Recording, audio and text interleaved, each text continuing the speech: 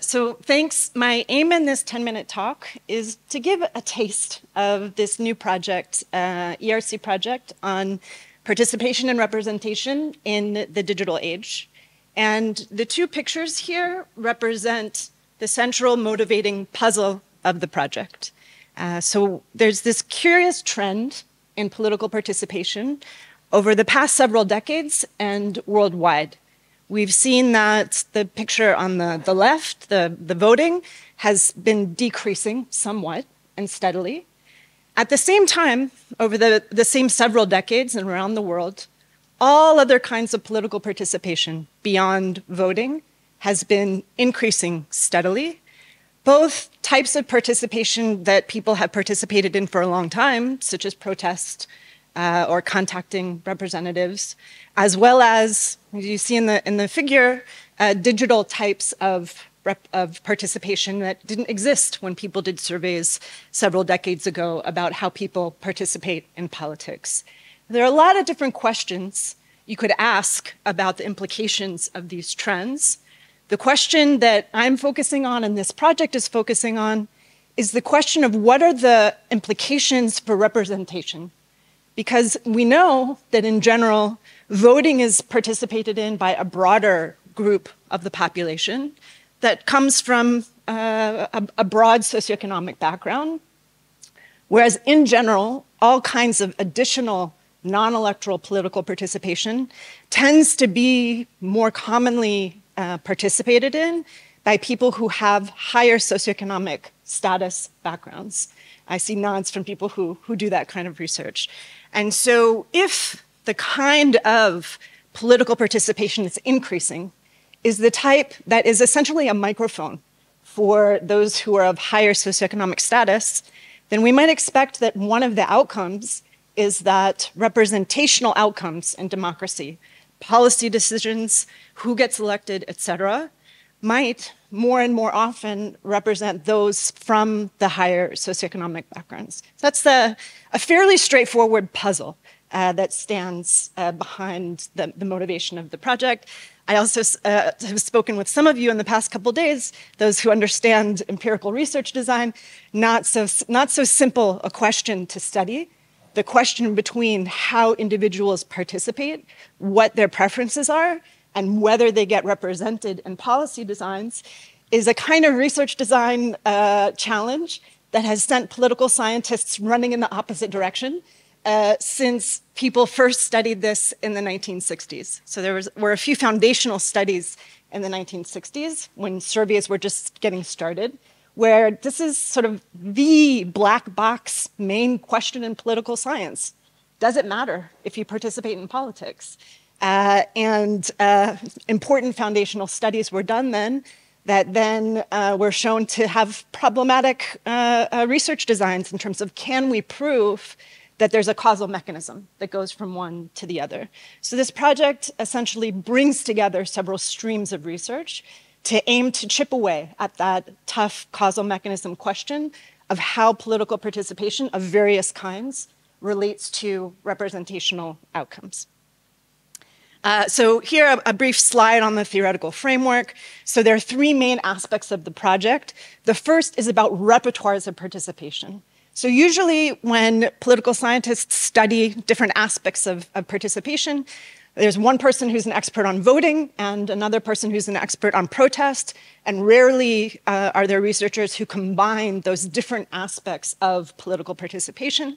The work that I do brings together those different types of political acts using different methodological approaches, latent class analysis and others, that allows us empirically to take a look at an individual's repertoire of participation. Second, subjective representation. So we can take a look at whether someone's policy preferences are represented empirically, but it's a different question to ask whether you feel represented. So it's another mainstream of the work. And then finally, the third piece is mobilizing and organizing. Many research projects that take a look at participation and representation in different ways reach a similar conclusion. Participation is unequal and representation is unequal. Those who have more resources are more active and better represented. And so part of a main motivation for me as a researcher, and also as someone who worked as a community organizer for 7 years between my BA and MA, is to look scientifically at questions of mobilizing and organizing from all sectors of society. How can it be done effectively using the best scientific tools that we have available?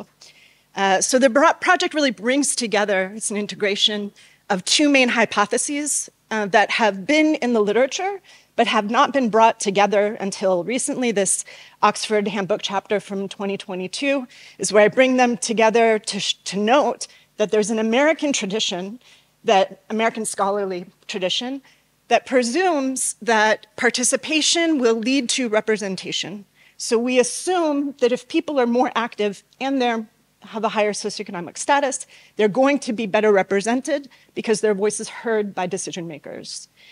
On the other hand, there is another also very strong tradition. It tends to be led more by European scholars who presume that participation is a function of grievance.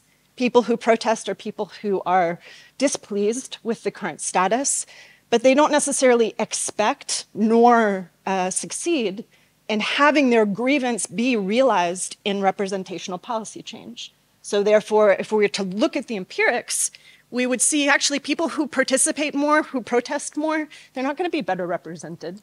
They're out there because their views are not the dominant views, and they're also not necessarily succeeding in having their views translate into political and policy outcomes. So that's the sort of theoretical world of the research.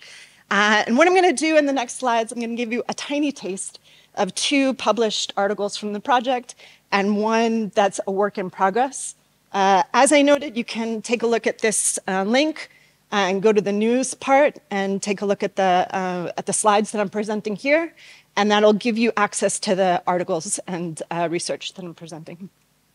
Okay, so the first of the 2 published articles, this is an annual review piece that takes a look at organizing and democracy. Just like any annual review piece in any discipline, what we're aiming to do here is bring together the best of the research on these topics and lay out a next step agenda. I have to be honest, even though I've been working on this topic for several years, I still wasn't sure as we began this paper, maybe someone's really already answered this question. Maybe there's just a stream of research that has a different name or keyword that we haven't touched yet. But what we found in this research, the image that you have here is from doing a literature mapping using something called VOS Viewer. I'm curious, since we have also natural science people here, who's used this before or seen this before in published work? Some, yeah. If there were only social science people here, my guess would be like maybe one hand would be raised. As we were beginning this review, one of our co-authors is married to a natural science person and said, well, why don't you guys use literature mapping to do this? They said, what? What is that? So it's not yet common among social scientists to do this kind of a literature mapping. We gave it a try and really got into it. And part of what we found, one of the findings of this study is, as I noted at the beginning, researchers really did tackle this big, tough question in several decades ago, in the 60s and 70s. And then as people became more serious about research design and causal inference, realized this is not a way to build a scientific career, and sort of left that question a bit more. So this piece partly lays out, this is an unanswered question, it's an important question, and it's a question that we actually now have tools to be able to tackle in important ways. The second piece here, this is a second published piece, relates to me asking if anyone has used literature mapping. So part of what happened in this article is we got very excited about the literature mapping, and there was a very large appendix that explained how to do it. And my co-authors in the annual review were like, this is no longer an appendix. And so my postdoc on the project who was helping to create the literature mapping, they said, the two of you need to just turn this into an article. So that's what we did. This article here, I strongly recommend. I'm super excited about this line of work. It goes through, it's a brief methodological piece that goes through how to use a fairly straightforward software package for doing literature mapping that allows a more sort of systematic approach to the work that addresses some issues of gender bias and status bias that we often have when people do traditional kinds of lit reviews. So a bit of a methodological detour, but one that I think is cool. And then we've reached the close of the time. So what I'm going to do here is interest you in taking a look at this work in progress. This is a piece called Are the Politically Active Better Represented? And the lead author of this piece, the authors are here on the slide. Jesper Lindqvist is one of the postdocs on my ERC project.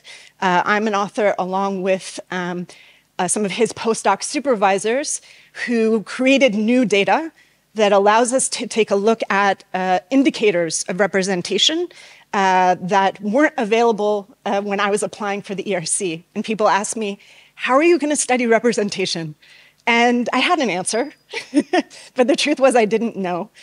So for those of you who are curious to learn more, I'll be happy to share the working paper with you and other videos of the talk in progress. Part of what happened with the ERC project is I put out the call for applicants. And among the applicants was this now postdoc who's the lead author. And they have the data. They have brand new, really exciting data that takes survey data on policy preferences at time 1. And they coded by country year, 5 years later, were those policies implemented? They took all, right, I see some eyes, amazing data. Because it then allows you to do a connection between individual citizens in country years, their policy preferences, the same surveys ask about their political participation, and then we can answer the question, are people who, for example, vote, or people who protest, better represented when you look at that 5-year time lag? So I'll close out by leaving you in suspense. Those of you who are interested to know the answer, I'm happy to share the paper with you and talk more about it. Thanks. Are they? Okay. Are they better represented? So before I'll answer the question, good way to use the Q&A, thank you, is I'll ask you to pause for a moment and think for yourself if you even want to write it down. Do you think people who vote are better represented? And do you think people who protest or do other non-electoral things are better represented? Just pause, yes or no. Won't belabor. Our answer, going straight to it, is for voting, these are regression analyses. What's important here is just where the circles are and for what type of participation. The answer is voters, they're null results for people who vote. Those who vote are not better or worse represented than people who don't vote. Exactly the same. This is a bit counterintuitive, perhaps, to those who don't know all of the literature of political science, but part of what we find here is consistent with some of the most recent rigorous work looking at electoral systems. The very new finding here that isn't in other work, and I expected it might be the opposite finding, but here with this 40 countries, 40-year time period and 270,000 respondents and this country year data, we find this systematic answer that in general, and with designs that also then control for other aspects of sociodemographic characteristics, et cetera, people who protest, their preferences are better implemented in a 5-year period from the moment that they protest on a wide range of policy issues. We look at all of the policy issues that are available in these data. Okay. That's the answer. Okay, this is actually very optimistic. My question relates to the part of the population that you identify with the people who protest. Yeah. So generally speaking, we might identify them as the middle class, right? And so do you correlate this with the erosion of the middle class primarily in Western northern societies, applies to the US and Europe in the past, let's say since the 90s. And so do you see any correlation between those capacities to... Yeah. Really important question. Answer on one foot scientifically in terms of what we can test with these data. We're not able to do robust overtime analyses that give us a strong answer to that yet. What is exciting and very cool about the research design, however, is each year new surveys come out. They're, for those who aren't familiar with this field, so there's the European Social Survey, the International Social Survey Program, that operate in many dozens of countries each year. And so this kind of a research design can be extended in real time as the data become available.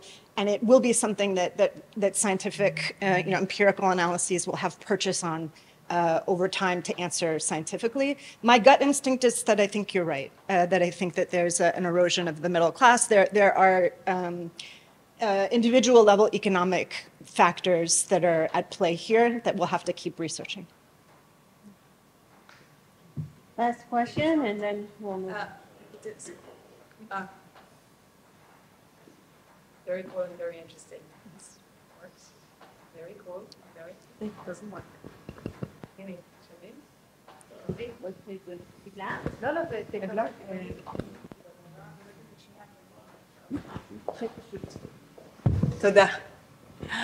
Very cool and very interesting. I wanted to ask about the protesters that are better represented. Do you know the reason? Is it because when we protest so intensely, we also become activists and parts of the government, etc., or something else? Yeah. Important question. The answer for this study is we don't yet know. Right? What we were aiming to do in this study was to bring together the best data, the best research design to give the most definitive answer to the question, are people who are politically active better represented, yes or no? And politically active in different ways. The slide that I put up here adds a few more indicators of participation. So the second one down is demonstrated, but we have here also on this slide people who boycott, people who sign a petition, people who contact a politician, et cetera. So part of what we found in the work is that multiple types of non-electoral participation are similarly have a positive connection between protesting now and being represented later. And our aim with this paper is set out that solid finding, and then part of the next steps of the ERC project and other work is analyzing the causal connections through experimental and other work. So my hopeful answer is stay tuned, and I'll give the answer in future gatherings. So, Thanks. Yeah, thank you. And I'll end with an invitation. So we had this last year, a webinar series connected to the project. Those who want to check it out on the website, you'll see I was inspired to do this by Asaf, by participating in the first Mistaglim of last year and realizing there is such a thing as a Zoom tech person who can help with Zoom bombing and all these other things. So it's open to the public. Everyone's welcome to join. This is the poster from last year, and this is the non-graphics poster yet of this year of the speakers who will be coming to talk on these topics. So looking forward to having you join us.